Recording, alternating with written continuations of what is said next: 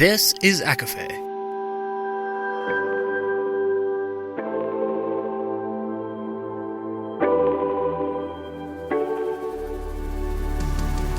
Laura Marie and Jessica Marie proudly present A Court of Fandoms and Exploration, a podcast.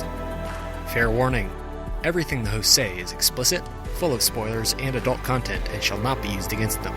They have opinions.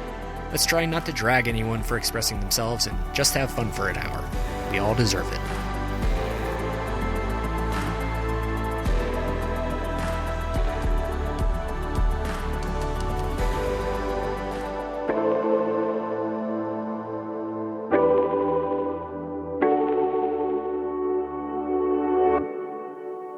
Everybody, and welcome to A Court of Fandoms and Exploration, your weekly deep dive into the YA literature and fandoms that we love. I'm Laura Marie. And I'm Jessica Marie.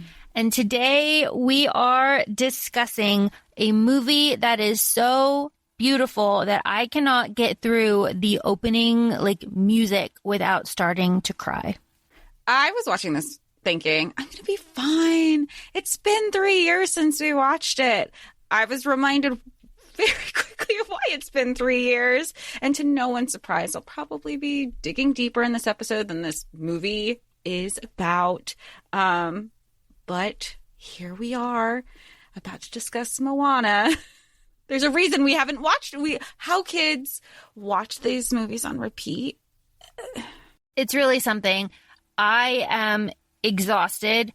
I'm so tired. I basically cried myself to sleep last night. I watched it over 2 days because I kind of anticipated this reaction in myself, and I cannot wait to go to bed. I paused it and walked away. I think it was after the first breakdown. I was like, I got to take a moment. So if anybody has watched Moana, do you not, as an adult, I guess that's really what it is. Like, Disney knew what they were doing for kids, kids, yay, it's entertaining. I don't know if they realized the impact that it was going to have on adults who have so many lived experiences. And you have Moana right off the bat, kind of just wanting to break generational curses without realizing that's what she's trying to do. So Moana is my favorite Disney movie. I'm hesitant to say, of all time, because I really like the classics, like Aladdin, Beauty and the Beast, and The Lion King are, my, trinity. But Moana is absolutely up there. Moana gets me more emotional than any of the other ones, hands down. And I think that has to do with, the message, which we'll talk about, the music, which is just better than anything out there, I think, and the animation. The animation is just top tier. And even now, we're watching it in 2021 and it came out years ago. It's still gorgeous. Regarding the music, I was thinking, because, Alan Menken is top tier, royalty in regards to being who he is in Disney and the music world. Would you consider Lin-Manuel our generation's Alan Menken? No, I really can't stand Lin in this movie. I think he takes me straight out of it. I think his self-insert is hubris. I think it's really distracting. And I think that, there's a reason that he's become cringe and become a meme and everybody hates him. And I think that it's his oversaturation and his voice pulls me out of this faster than the fact that in Germany and in Europe, it is Vaiana and not Moana. And why is that, Laura? Oh, there's a couple of reasons. I Googled it. The main reason that it's Vaiana is because Moana is trademarked in Europe. So you have to have something else. But in Italy, it's Vaiana because Moana is a very famous porn star. Very famous. Could you imagine singing all these little kids running around singing I am Moana in Italian? Ooh. So just to be very clear, in Germany, it's Ich bin Vaiana. And it's it takes you out of it, but it pulls you right back in. So there's that. Ooh. I mean, this cast, I mean, to me, there were heavy hitters. I mean, I think everybody's an A-list actor. They're like, oh, I know their name. They're somebody. But you have Dwayne Johnson, Nicole Scherzinger. I didn't realize she was until I looked at the IMDb. Lin-Manuel, obviously, we have our opinions. And Christopher Jackson, who is also the original George Washington in Hamilton, and Alan Tudyk. Tudyk, is that how you say his name? I don't know. I've never actually said it out loud, but I never know if because we talked about it. Well, he's a heavy hitter in the con scene too, so I just wasn't sure if they make his announcements or something. I don't know. He's a heavy hitter in everything, though. Yeah. He's in everything. If you Google and look at his IMDb, you will be shocked at the amount of things that man has done. It is fantastic, and he's Hey in this, which he doesn't have a speaking role. It's like when Vin Diesel did Groot and he just goes into the sound booth and does I am Groot for 1,000,000 times. I just imagine that's how Alan goes into, he's Hey, and he just goes in, records a bunch of sounds, and he goes, job well done. But he does that for a lot of roles. I feel like he does a lot of sound effects roles. I have to say that I love Dwayne "The Rock" Johnson. I very briefly went to high school with his nephews, and he and his family members would come to our high school football games and stuff. That's he's the nicest, most respectful, happy to be there, wonderful, perfect man. So and our town where I grew up in Florida, we can't help but love and support him. So I feel like I'm biased when I say that I like what he does with Maui, even though the man can't sing. But a lot of us can't sing, but the energy is there, and that's what I like, because I almost don't even think that he's singing. He's just speaking with musical background.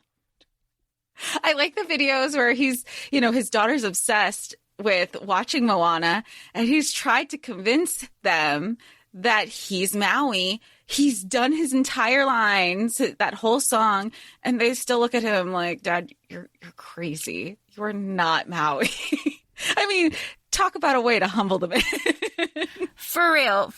Oh my gosh. But I love him. I like Maui. Of course, we'll get into I have a criticism with Maui that we'll get into later.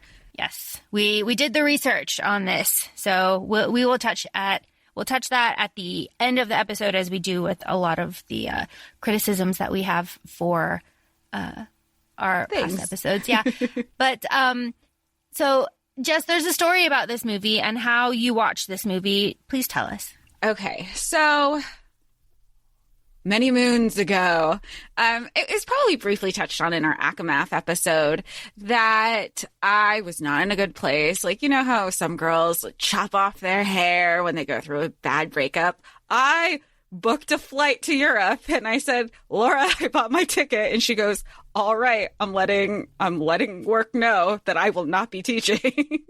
And I fly to Europe, and I visit Laura, and we do all the things, and we go on all these mini adventures. And she goes, you know what I think? I think you should watch Moana. Have you ever seen it? No, I haven't seen it. I really hadn't seen Disney movies a lot in some time. Disney Plus wasn't around, so I wasn't even watching reruns. She goes, you really should watch this. And if you all have been following, you know that Laura doesn't expose me to something without, I don't want to say a hidden agenda, but she knows what I'll like before I like it. And she knows that I will grasp the message, and she doesn't have to tell me, but I still don't know this, apparently, especially then. So she just watch it. So I watch it, and then, and we'll break down certain scenes later in this episode, but basically we'll break down. You can just put it like that. We'll break down the episodes. And between the messages of self-discovery, remembering who you are, that you are your own strength. It was just Laura and I are crying. And it's not just at the end of the movie. You're crying at the beginning. You're crying in the middle. You have you're becoming very reflective. And so now we're on her couch, in balls, sobbing, like in blankets. And her husband, Sam, comes home from his work or from a run. And he was just so confused of not knowing what he just walked into and wasn't sure if he needed to leave. He was like, we could laugh about it now. He's like, are y'all okay? No. No, And he's asking us because we have this cartoon on TV. And keep in mind, like, normally the cartoons we're watching, it's Archer or Rick and Morty. So he's probably like so confused. That was quite a day. Yeah, just being on the couch with like our blankets and just like crying over this beautiful movie and is beautiful from like start to finish. And poor Sam. He was like, okay, I think I am gonna leave. It's like, we're having a moment, go away. So let's talk about the beauty. So Jess, what really strikes you about this? Like, what moves you? God, how beautiful. I really did forget how beautiful it was. And sometimes, I am a city girl. I'm always in the city. And then I was watching it and I go, you really stop to remember the beauty that is nature. I think that's really telling. And you want to think, oh my gosh, this is so beautiful. And you forget that places like that really exist, and it seems cliche, but it really is breathtaking. And to take a minute to think that's all animated, that's also just as wild too, because it's so exact. You could find, I'm sure there's pictures online that people were matching up the imagery of scenes, like real life photos, and then here's stills from Moana. And apparently it took them a long time to make it because the water. That was going to be my next thing. So in like a lot of modern Disney and like Disney Pixar, but like Disney kind of movies, there is something like inanimate that they focus on. So in The Incredibles, it was like the shirt texture. In Tangled, it was her hair. And in this one, it was the ocean, because water is like notoriously difficult to animate. And you can see, if you look at it, like the hair is on point. Like they've mastered hair, like Maui's hair and Moana's hair, like beautiful. But the water is like a character, very much a character, and plays a big part. And it's so beautiful. So I said, like, I can't get through the opening like 2 seconds without crying. I start crying again when Moana is a little baby and she is going to the water, and that the water pulls back and there's that beautiful shell. And then she is like walking, and the water comes up on all sides, and she can see the sea turtles and stuff. And then the heart of Te-Fiti's coming for her. I'm losing it there because it is so gorgeous. It's confirmed that the sea turtles she sees are Crush and Squirt. Yeah. It's so great. It's just so great. If I could like HD print out a couple like scenes from this movie and hang them up on my wall, I absolutely would. They're that stunning. Oh my God. It's just so good. I do have to say, one of my favorite scenes though is how Grandma scares the shit out of the kids in the beginning. But how all the boys are like, oh my God. And Moana's like, I want more. Yeah. It's fantastic. I mean, and the grandma is just a wonderful character. So I think it's important to kind of talk about the differences of this movie compared to, I'm going to say, all of the other Disney movies, because this movie has living, breathing parents that stay alive the whole time. Parents, yes, but they still, I mean, it's so hard because there still is death in the family. Like, Grandma dies not long into the movie, and it's just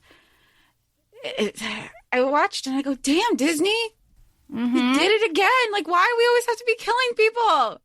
I know, but it sounds crass, but the parents are still alive, and that is so different. I cannot think of another one with like a young heroine or that has like live parents. I guess No, two live parents. Yeah, I can't think of a single one. Well, like, I'm just like Moana, her mom and dad are alive. Right. There isn't. No, because even with Frozen, when it came out 3 years before, the parents died. Dead. Yeah. And then even recently with Raya, I think they killed off her dad isn't dead. He's just frozen in stone. Same thing. Mulan. Does Mulan have a mom and dad? Yes. Okay. So Mulan. So not since the 90s? For two living parents. That's fucking wild. But Grandma is fantastic. We love Grandma in this movie. We love Grandma. It's one of those movies where it's like Tangled. Mom and dad? Yeah. Yeah, they were waiting for her to come home. Oh, see, I thought mom died. No. I'm not a fan of Tangled. We were in August. I think it was just probably something to have visually on in the background. Oh, yeah. No, that's because we like Zachary Levi. Yeah, that's because we like him. But I don't like the story of Tangled. I think it's full of plot holes and pretty dumb. But the animation is really nice. Wow. Okay. Yeah. The parent trope has to end. It's really shitty, and it makes people feel shitty about themselves. And it really is a horrible, like, it's just a horrible trope. I hate it. I hate it so much. Grandma dying is also very shitty, but she moves the plot along, and the whole message with her is just so incredibly beautiful. And I felt young watching this movie because I was still very angry at the parents. I wasn't relating to the parents, Moana's parents, at all, right? Her dad just being like this, like, stick in the mud, giant asshole. And I was just like, finally. I don't relate to you. Because we've had the conversation of, you kind of see that shift in conversation when you start relating to the quote unquote adults in the film.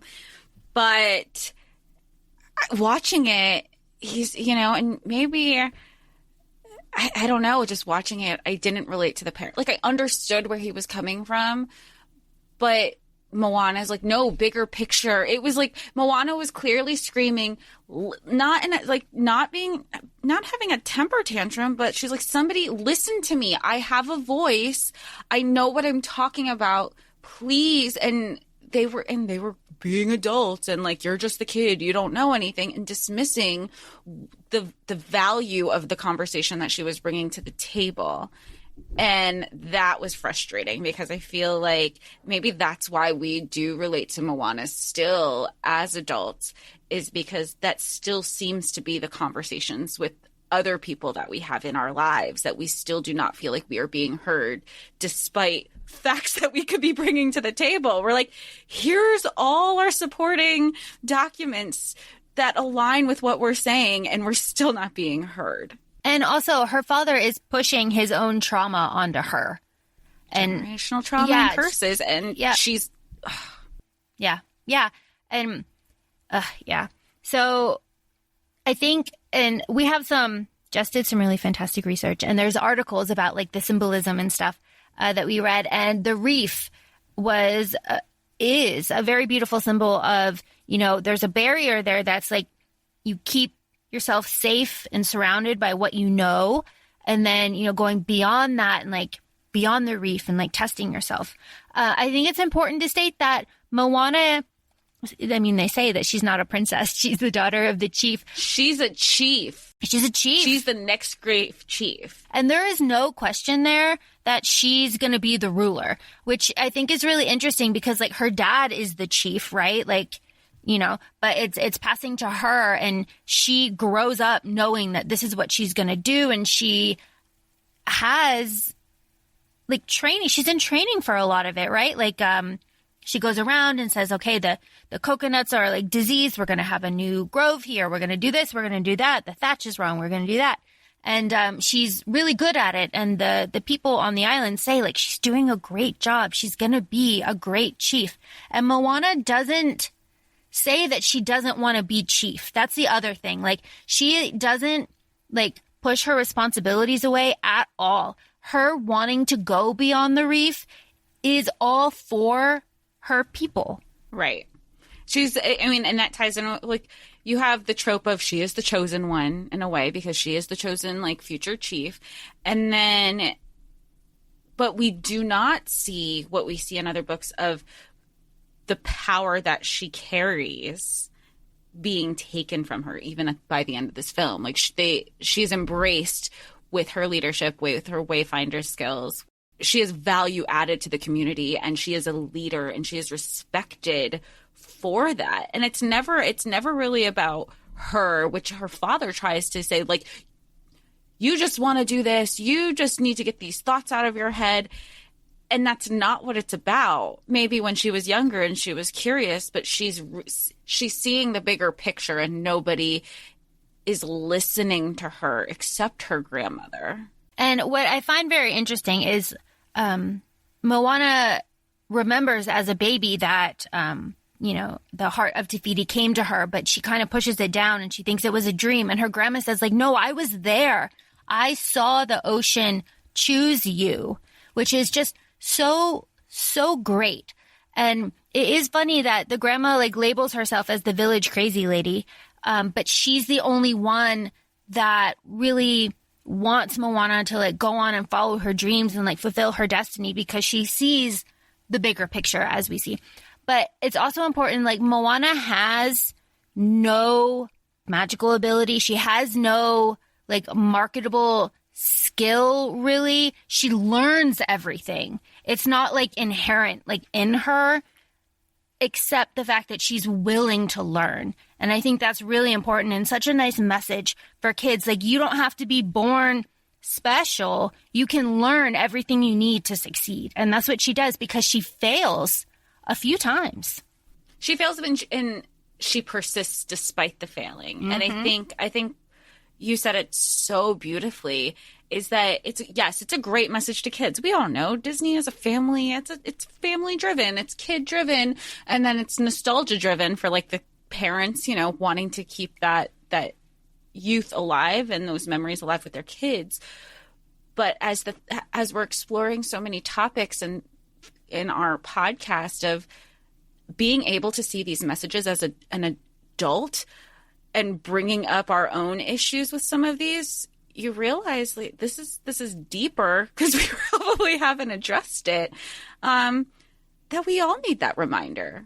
Again, like, and especially it's even more discouraging as an adult because we are jaded. We have those life experiences. So when you have a movie like this that kind of reminds you that your skill set, your experiences, and what you bring to the table, those are your strengths as well.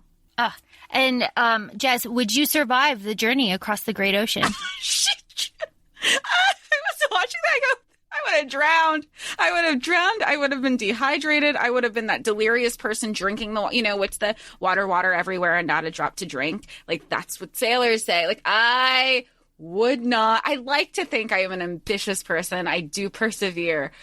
I would not have made it over that reef, especially since I already have a fear of the ocean if I can't see my feet. So yeah, I would die. I would die instantly. I'm terrified of open ocean. It is just a huge fear of mine. I'd probably also get scurvy relatively fast and just die, painful death. I don't go on cruises. Yeah, have you been on a cruise? I have been on a cruise, but it was the Disney cruise, and I was too young to. Right.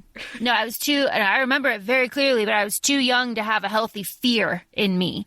When you're young, you don't have fear. Yeah. So I saw a recent video on TikTok about a rogue wave, and that's one of my biggest fears. It's just one giant wave in the middle of the ocean, and then it's done. And it terrifies me because it's not like a hurricane, or it's not like something that you could prepare for. It literally just comes up minutes before. It's like a tornado. It's like a one-shot tornado wave. Yeah, no, you're done. It's awful. Do your research on rogue waves and it's not like this crazy conspiracy. I watched a whole episode on History Channel.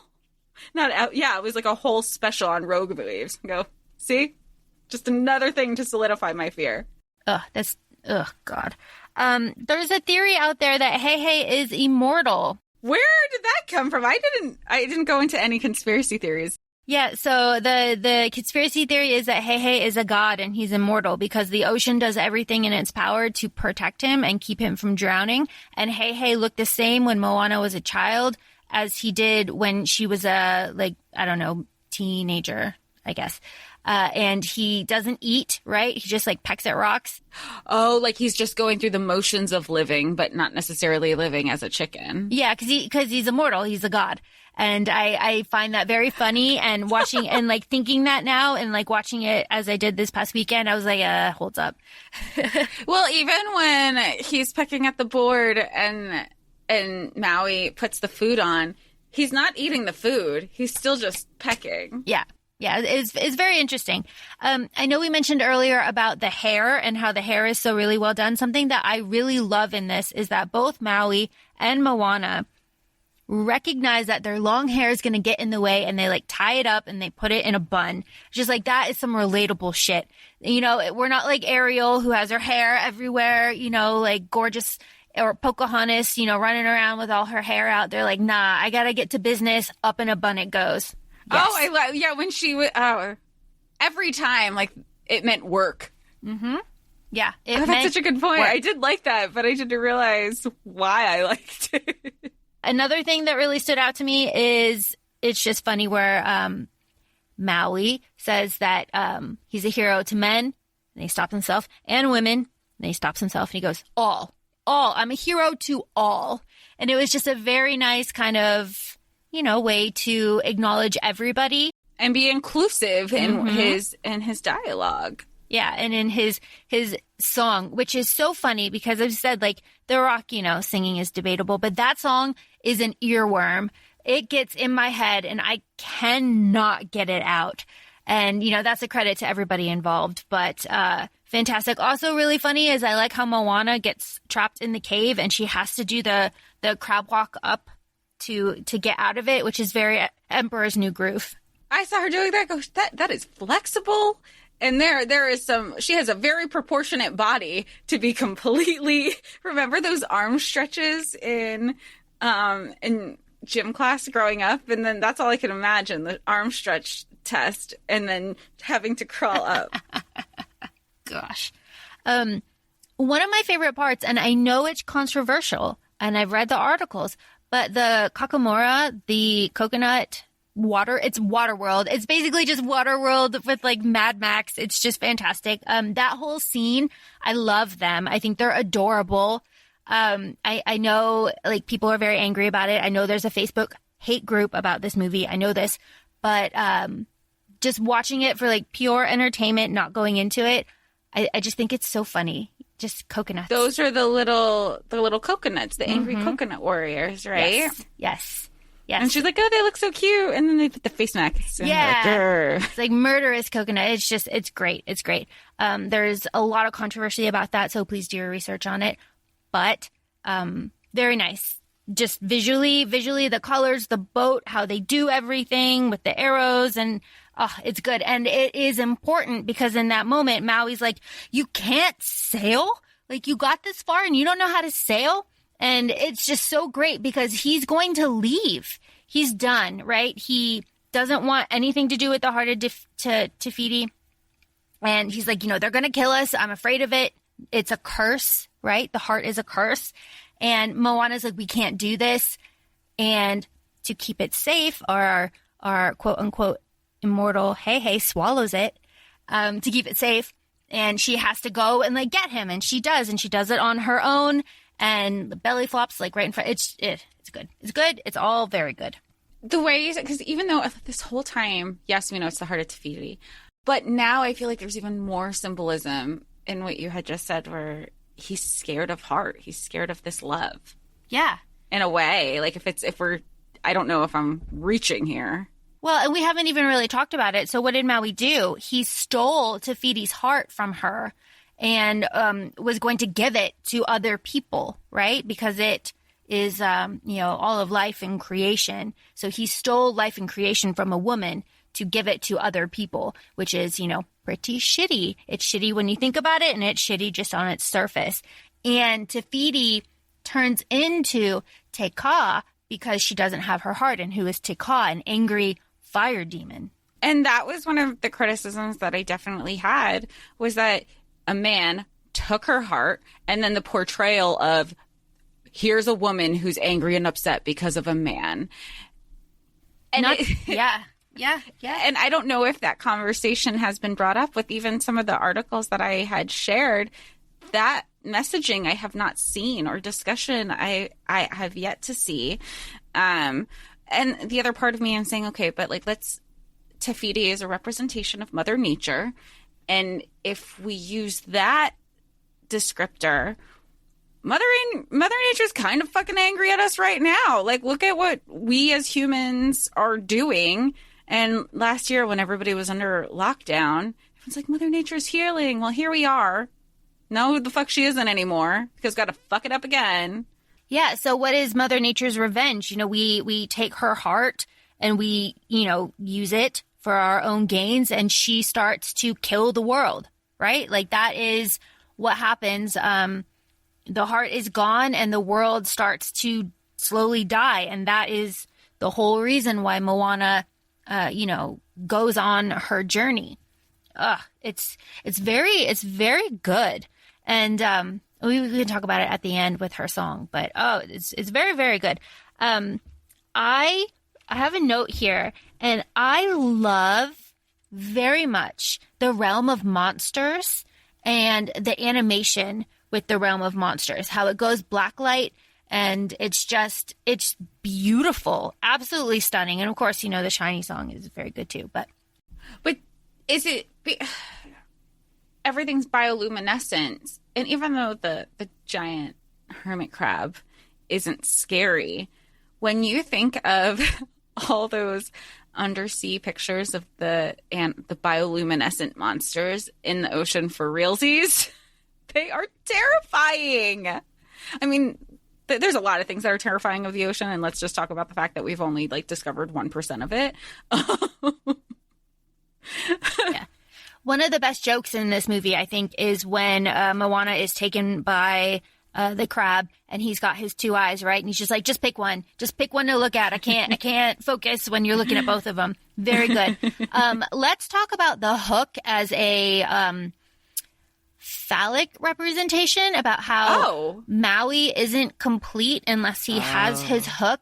And then he says, like, I'm nothing without my hook. And then at the end, he has to accept that his hook, is broken, but he overcomes that. So that's this very small man ego kind of arc that's in there that isn't talked about at all. At all, because I just thought of it as this oh man. Now things are clicking. I just thought it was this item that held the power for him, the magical power for him to transform. Think about it now. I know, that's why I thought of it very surface, and you bringing that, it's all there. I just didn't put the pieces there. Yeah, it's like an elaborate penis joke right there in front of us. The whole time, man, Disney, this is like when they put the penis in the castle on Ariel's original cover. Mm-hmm. Or sex in the dandelion fluff in The Lion King. Lion King. Oh, yeah, there's a lot of that. This one's once you kind of think about it like that, it's right there, and nobody talks about it, but especially at the very end when his hook is broken and it's just a little nubbin. And it's not a spur. No, it's not a spur. It's just a wee little nubbin. And what's he going to do? He's going to sacrifice himself then, right? He starts to do the very beautiful dance, right? He's ready to give up and not give up, but fight to die right there, because his it's gone, right? So, and then it takes Te Fiti giving it back to him, so a woman giving it back to him for him to I'm going to say be happy again, even though he goes through his journey and he says, I'm Maui. My hook doesn't define me, but he isn't and he's settled, but he's so happy to have it back. Yeah, he was looking at Moana for permission to be like, can I please? I'm very happy that I can have this back. Please, please, please, please, please. Yeah. I do appreciate that he didn't try to concoct some bullshit about why he did it. at the end of the movie, he just took ownership and he goes, I have nothing to say. I have nothing to defend myself. There is no excuse. I am sorry. Yeah. And he says that too earlier on after the Realm of Monsters to Moana. It's used as a sight gag because he's being very sincere and his half of his body is a shark. And it's funny, but he's being sincere in that moment too. And he even says that. He goes, why are you trying to hold in your laughter? I'm being like, he tries to communicate that he's being genuine. And then afterwards he has, and he has performance issues. He cannot transform into his animals. He has to practice. How did I not realize this both times? Because we're breaking down crying over the beauty of it. We're not looking at, the symbolism of a big penis. But now that you see it, you can't unsee it. You can't unsee it with this new perspective. I hope everybody goes to watch Moana after this. You're like, wait, what? And cries. And cries. So Moana, make way. I'm going to every time. So Moana's really interesting because her charge, right? She's chosen by the ocean. Her mission is to get Maui, deliver him across the great ocean so that he can give the heart back to Te Fiti, right? And this whole time I'm thinking Moana, get a better place to keep the heart of Te Fiti. It keeps flying out of your necklace. You got to get a better locket. But that's all her charge is to get Maui to do it, right? She's just the transportation to get there. But they get there and he can't do it. Taka just wipes the floor with him, cracks his hook, and he says no more. I'm not doing this. And he yells at her and tells her that she's not special and that the ocean is chose finicky. Wrong. Yeah, the ocean chose wrong, and you're not special, and this can't be done. My hook, my penis is broken, and I am out. And he leaves her there. So upsetting. I'm so upset for her. He was a piece of shit because he had his own insecurities. He was so awful to her. Also, for Taka, I'd be pissed too. You're going to break me, take this heart from me, and think I'm going to be okay that you're just coming back no big deal. Even if I don't know that you were coming back to give me my heart. I'm going to get worked up. Because you learn through the messaging of this scene is he's I'm giving you, he's trying to return this heart. And it's this preconceived message of, I'm going to give, as a man, I give you permission to be okay again. And not only that, so, I think the world doesn't know that Taka is Te Fiti. Right. But Maui is trying to give back the heart with violence, right? He's trying to fight her. Right. And Moana does the exact opposite of that. And it's so beautiful because Moana has her song and the lyrics are, they have stolen the heart from inside you, but this doesn't define you. And you know who you are. And you know who you truly are.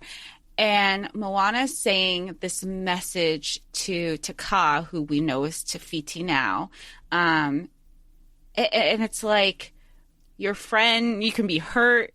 You can be, I'm going to start crying. Oh my God. No, I'm not. Okay, I'm good.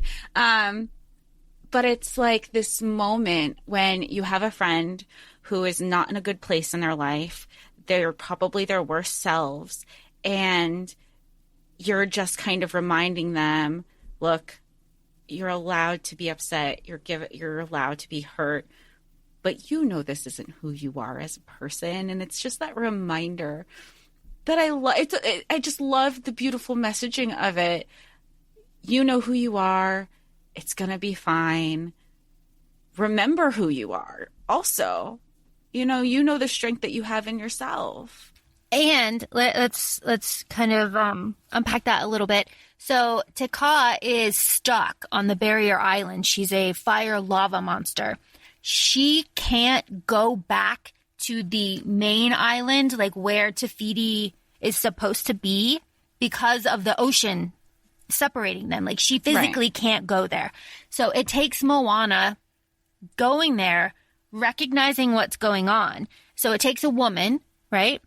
Noticing, making the connections that nobody else has made before. And then because the ocean chose her, Moana says beautifully, like, let her come to me.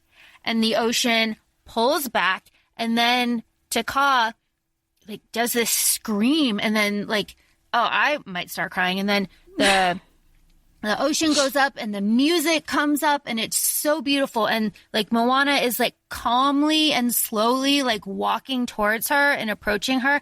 And Te Kā is, like, doing, like, the Grudge kind of crawl at her, right? And then, she sings the song, as you said, and, they touch foreheads, and it takes the understanding, like, of another woman to, I'm not going to say fix it, but, like, recognize the problem. And there's no violence there. And, like, where Moana says, let her come to me, it's that permission of, like, when you, again, like, I think of our relationship, sometimes we're very much like, we're in ourselves. We have our own process to how we deal with things. But it's I am ready for you when you're ready. And I love, I just think that's really special. It is really special. It is. It's really beautiful, and something that isn't celebrated enough. And I feel like isn't celebrated enough in this movie, that you don't need a man. There is no romance. There's no prince. No. No, nothing at all. It's a very platonic relationship with Maui and Moana, very much so. And there is no prince. There is no like chief that she's going to marry. There is nothing like that. This is all Moana's like determination and perseverance. And what I love about this so much is that Moana doubts herself. When Maui leaves her, I see you. I see you.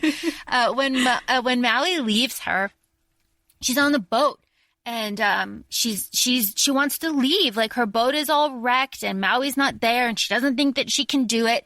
And her grandma comes to her. Her grandma comes to her and says, like, basically, are you okay? I'm sorry that you're under all this pressure. If you want to leave, I will guide you home. Like, you don't have to do this. And Moana, is very moved and very touched. And she, like, puts her oar in the water and she stops. And her grandma's like, why are you hesitating? And she's like, I don't know. And then she has her song, which is the point where I'm ugly crying. I mean, I was sobbing last night. Like, Sam had to stop what he was doing and, like, sit with me because I was just, like, heaving. I was ugly crying. And the song is just about how, like, she felt like the ocean was calling her, but it wasn't the ocean. It was, like, inside of her. Like, it was herself, like her self-motivation to, like, oh, we've lost Jess. It's so good. Fucking keep talking, I'm just gonna cry. It's so good. It's so good. It's just so good. Okay, so it's just like she's like remembering who you are as a person, and like, and then and then after our throne of glass, she's like, and it's not just like she's like, I am who this person. She is belting, realizing who she is. And the whole lyrics, I'm Moana, I am this, I'm here for my people, I am everything that who she considers, what she considers. She's like redefining herself and not the way others define her. So what is it exactly? I have delivered us to where we are. I have journeyed farther. I am everything I need and more. Like, she's all she needs. She can do it. It's all inside of her. And then she sees, like the boats going by with her ancestors, and there's like the head nod to that, but it's all in her head. She's alone in the middle of the ocean, and she's having this like moment, and it's just so beautiful. And she dives into the ocean, and she reaches down, and she gets the heart of Te Fiti, and she comes up, and she's determined to do it and do it on her own. And it's just so perfect. And like, what a message for kids, obviously, but like for adults too.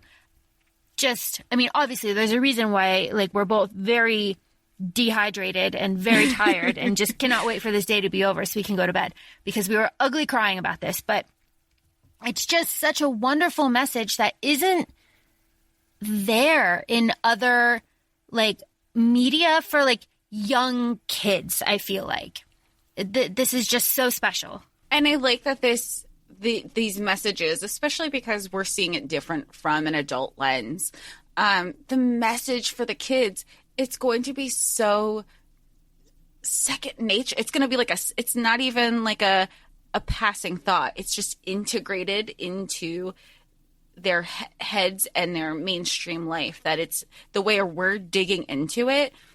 They're going to be they're not even going to be digging into any of these issues, because it had already, the message has already been there the whole time. They didn't know that there was any other message despite this.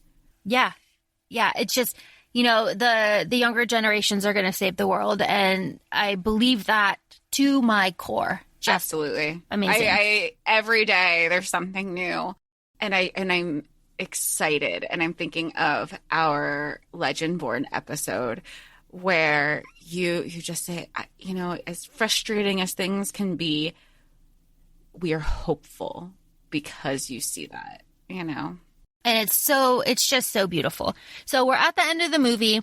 Moana has her moment with Te Fiti, and Te Fiti has her heart back. The lava, cracks off of her, and she becomes Te Fiti, and she's gorgeous. Just the animation, I just cannot praise the animation enough. Like Te Fiti, rises up, and she's this beautiful goddess, and, her body is like trees, and just, oh my God, it's lovely. And she sinks her hand into the island and just shoots out life, and everything starts to be healed and fixed.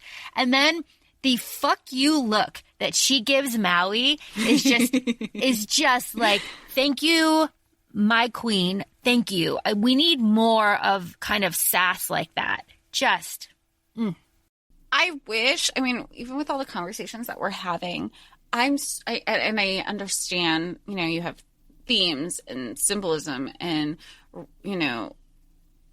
references to culture. I wish that they would talk about, that there would be more of a discussion about the feminism that's represented in this movie. Absolutely. But I feel like that's our job. Yeah, that's why we're having it. That's why we're doing it. That's why we're doing it. So Te Fiti gives Maui back his hook, and we've discussed that. And she gives Moana her boat back. And there's a really lovely moment there too, where Moana's like, Maui, come back with me. My people need like a master wayfinder. And Maui's like, they've got one. Like, it's you. You have learned how to do this. You're going to go back, and you're going to change the life of their people and the island and everything, all of it. So good. We haven't talked about Maui's tattoos, and Maui's tattoos are a really great piece of animation, and his little like guy in his chest and stuff, and how like the guy is kind of like his conscience in a way. Yeah, exactly. And, Maui has a pretty tragic backstory, but, that is what it is. But Moana, at the end of this movie, doesn't, like we said, there's no romance there. So they leave each other being like, see you out there. We'll see you out there. Like, and there's no romance with anybody, not just with Maui, but with anybody. Romance isn't a plot. And you know what? And that's what I like, that's the direction that Disney's going in. Yeah, you don't need it. You don't need it. You don't need it, because you can have an incredibly moving and powerful movie without romance. It's just not necessary. So Moana journeys back to the island, and her parents are still alive, and they're proud of her, and she's so happy. And then one of my most favorite scenes is the shot of the shell on top of the mountain. So all the other chiefs, and he says, like, her dad says in the very beginning of the movie, like, my father, and then his father, and his father. It's kind of subtly put that everybody was a man, right? Mm-hmm. And then, and he says, like, Moana, you know, when you're ready as chief, like, you will put your mark on the mountain and, you know, build the mountain higher. And Moana puts the shell, and it's gorgeous. It's just gorgeous. And the music starts picking up, and then they're pulling the boats out from where the boats were hidden. And it's just so good. It's so good. And it actually makes me miss, you know, when you would walk the shoreline or whatever in Florida, and you would just randomly find conch shells. Oh, yeah. You put them, yeah. Oh, my God.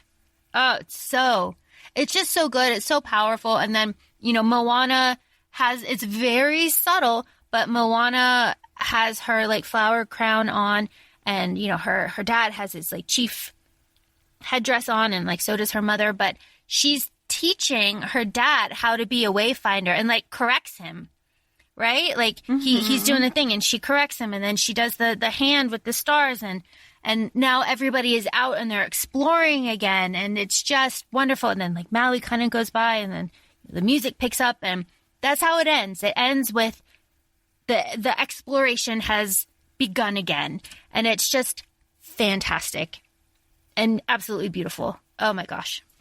That's a movie that if they ever did, like, a weekend specialty re-release, I think I would want to see it in a theater. Oh, definitely. I think a theater would, or like oh my gosh. Oh my God, an IMAX? With the ocean. Oh, water. Yeah. Yeah. Beautiful. Okay. So now let's get to the criticisms. Go for it. Okay. Maui is represented as a very square, stout, heavy man. And traditionally, he is like thin, like lithe, from the things that I've been reading. So one of the criticisms is that this stereotype of the men perpetuates the idea that these men are heavy, and a lot of people don't want their sons to watch this movie because they don't want this negative body image to sink into them at a young age, which is a very fair criticism. And I think male body image is something that isn't talked about enough, and the toxicity of that and impacting men. You know, we need to take care of our boys just like we need to take care of our girls. We need to take care of everybody. So I think it's very valid criticism, and it's something that never crossed my mind. Of course, we listen to the criticisms from the people. Like, I have no say in this. I am a very boring white woman. So when people of the culture are criticizing, yes, it's valid. Right. And we're acknowledging our privilege in this conversation to understand where cultures can be upset in how they are being represented, you know, and I think that that's really important, that it needs to, I mean, obviously, do your research, the conversation is there, and the conversation is valid. It is very valid. Another one is, as I said, the Kakamora. The Kakamora, Disney describes them, I'm reading straight from the article, as a diminutive race donning armor made of coconuts. They live on trash and flotsam, covered vessel that floats around the ocean. This is not great because the Kakamora have actual cultural roots. They are a legendary short-statured people of the Solomon Islands, and that's not great. Also, coconut is a racial slur against Pacific Islanders. Right. That was where, rewatching Moana with the racial slur of coconut, I go, ooh, and I always say, like, I cry every time I watch Moana. This is only my second time, but I've cried at the soundtrack too. But seeing it visually, understanding, making ourselves more self-aware and aware of the world we live in. Rewatching things, you're kind of like, ooh, is that is that really necessary? And it's not. There's other ways it can be represented. Yeah. And also the coconuts in general as the main thing on the island is, I'm looking at it now. Another depiction that is tiresome and cliche is the happy natives with coconuts trope. Coconuts as the essential component of Pacific Island culture became a comedy staple in Gilligan's Island. So it's very part of the shtick. And there's a whole song about it in the beginning. The coconuts fall. We make garnets from the fibers. Yeah, that whole thing. We take the meat. It's a whole what they do with the coconut. Right. And another criticism is that happy islanders, right? Everybody's really happy in isolation on their island and they have these coconuts and they have this whole kind of society based on that. And there's no problems. Of course, it's a Disney movie. But these are all very valid criticisms. There's also good things. They say the art is a good representation of Polynesian art. The structures, the houses and things are accurate. So that's nice to know as well. I am reading an article from the Smithsonian because the Washington Post is in a paywall and I cannot access that. But yeah, there's criticisms here, but I will give Disney some credit though. If there are other cultures that they are working with for titles that they're working on, like Frozen 2 or Raya, they seem to be more involved with formal organizations of those cultures who are I don't know the word for it, but basically groups, an AAPI group or something, or whatever culture they might be referencing. And they seem to be collaborating more for that authenticity and awareness because they don't want to have that misrepresentation. There's also a lot of people saying that the tattoos that are shown are a very good representation of what's going on. And they show how the tattoos have meaning and how they are given. So that was very good. And I'm looking at this Smithsonian article again. It says, in short, Moana is not an indigenous story, as a New Zealand educator points out. Having brown advisors doesn't make it a brown story. It's very much a white person story. Oh. Yeah, so there's, a lot of New Zealand scholars have just said, they tried and they got a lot of it right, but then they troped a lot of it because that's what is familiar. But familiar doesn't make it okay. Right. And that's what Hollywood needs to learn. Yeah. Who gets to authenticate so diverse a set of cultures and so vast a region as Polynesia, and even more diverse and larger Pacific Island regions that is also represented in this film? And what does it mean that Disney now administrates how the rest of the world will get to see and understand Pacific realness, including substantive cultural material that approaches the spiritual and the sacred? Because the grandma as the stingray that comes out, those are sacred things. And for a lot of people, this will be their first exposure to that. Mm-hmm. And it not being entirely accurate could be potentially damaging. So these are the voices of the indigenous people that are saying this, and we acknowledge, respect, and appreciate their criticisms, and hopefully everyone will try to do better. That's all we can do from it, take that and use it constructively and move forward and acknowledge that people need to do better. That being said, however, in the end of this article, it does very much say it's beautiful. And, there are valid criticisms, but, the music is wonderful. And, some of the depictions are fantastic. And the detail of the boats, and because this is all based on the long pause, because that actually happened in history. Everybody was out there wayfinding and then they stopped for reasons that are speculated and kind of unknown. And then they started up again. So that's when this is set, very much in the real world. And, that depiction is very wonderful, and hopefully it will inspire people to be curious about it and to appreciate that all of this was done in those boats. Like, that's wild to me. mm-hmm. Especially when you have the Voyagers going in their fleet, but then you think of how the Pacific is. It is, you know, how aggressive the ocean in general is, to do all that in those boats. Yeah. Amazing. Absolutely amazing.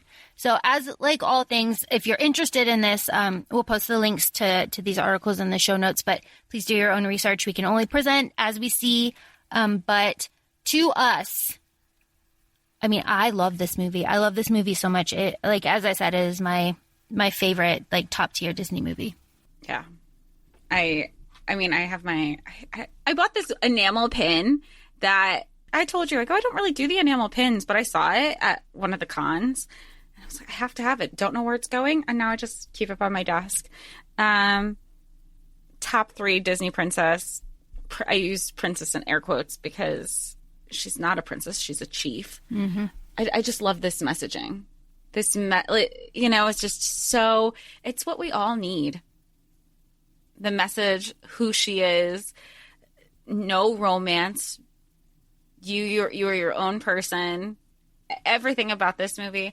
I have a headache.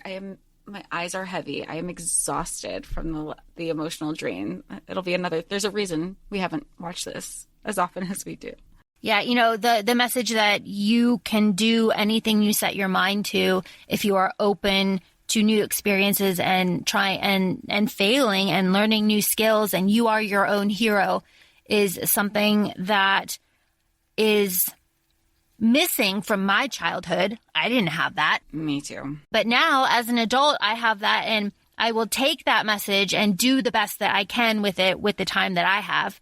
And, you know, children watching this have the rest of their lives, and it is so exciting to see what they'll do with it. And, you know, maybe if you're listening to this, you never thought that deep about it, and that's completely understandable. Like, we're the weirdos here. But, you know, you can only, like, maybe give it a watch, give it a rewatch, and just kind of see the message and share the message. And, you know, it doesn't all have to be about romance. It can just be about knowing who you are and climbing the mountain. Final thought, then. I think that's that. I think we have good final thoughts. So yeah. Feel free to follow us on Instagram at ACOFAE Podcast, and we're also on TikTok, ACOFAE Laura and ACOFAE Jessica. Thanks for listening, you guys. We are sorry. We are emotionally drained. If we sound tired, it's because we are. We're going to drink water and then go to bed. So thank you all for listening. We appreciate you. Thanks. Bye.